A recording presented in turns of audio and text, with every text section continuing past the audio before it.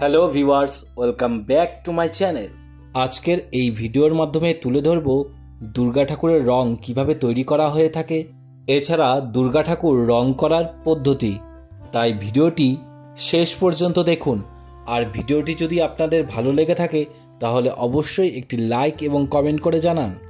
আর আমার এই চ্যানেলে কেউ যদি নতুন হয়ে থাকেন এই রকম মূর্তি বিষয়ক নানা রকম ভিডিও দেখতে চ্যানেলটিকে সাবস্ক্রাইব করতে ভুলবেন না যেন। দুর্গা ঠাকুরের রং তৈরির ক্ষেত্রে আমরা প্রধানত তিনটি কালার ইউজ করেছি: কমলা রং, খড়িমাটি রং এবং হলুদ রং। এই মূল তিনটি রঙের সংমিশ্রণেই তৈরি হয়েছে দুর্গা ঠাকুরের রংটি। এখন আপনারা দেখতে পাচ্ছেন এই তিনটি রঙকে ভালো করে মিশিয়ে নিয়ে এখন একটি সুতির কাপড় দিয়ে ছেঁকে নেওয়া হচ্ছে।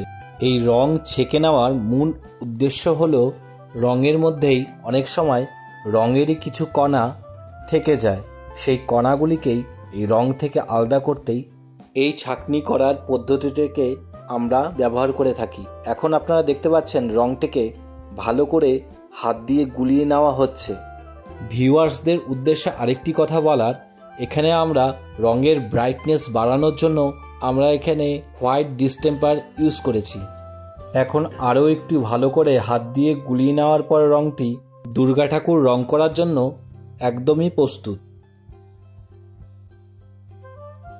এখন রংটিকে অন্য একটি পাত্রতে ঢেলে নিয়ে এর মধ্যে এখন তেঁতুল বীজের আঠা মেশানো হবে।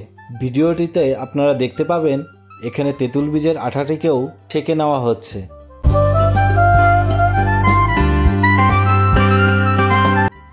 এখানে তেঁতুল বীজের আঠা এবং রঙের মিশ্রণটি ভালো করে একটি ব্রাশ দিয়ে গুলিয়ে নেওয়া হয়েছে। আমাদের দুর্গা ঠাকুরগুলি আগে থেকেই খড়িমাটির রং দেওয়া হয়েছিল, তাই এখন দুর্গা ঠাকুরের সম্পূর্ণ রং করা হবে। আর এই রংটি আমরা ব্রাশ দিয়েই করেছি। এখানে আমরা 2 ইঞ্চি ব্রাশ ইউজ করেছি। এখন দেখে নেওয়া যাক কিভাবে সম্পূর্ণ দুর্গা ঠাকুরের রংটি করা হয়েছে।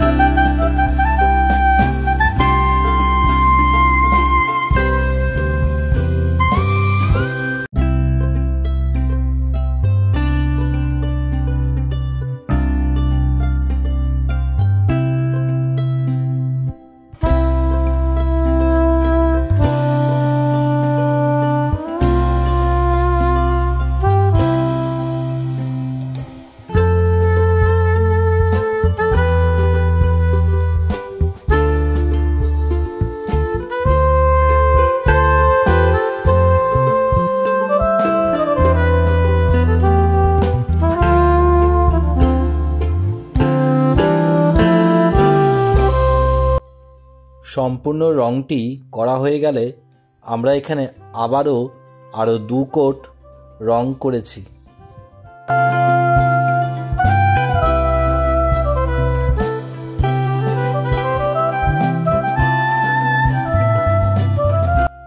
ভিডিওটি শেষ পর্যন্ত দেখার জন্য অনেক ধন্যবাদ। পরবর্তীতে দেখা হচ্ছে আরেকটি নতুন ভিডিওর সাথে।